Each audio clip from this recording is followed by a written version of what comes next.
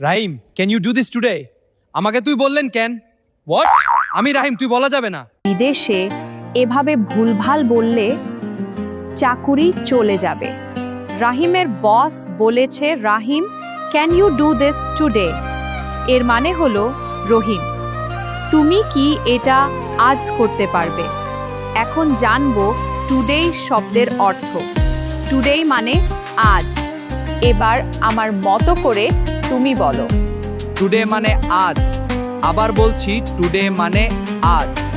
Rahim, can you do this today? Don't worry, I will finish it today. রহিম বলেছে, চিন্তা করবেন না, আজই করতে পারবো। তাই আমি বলবো, এটা জেনে রাখা জরুরি।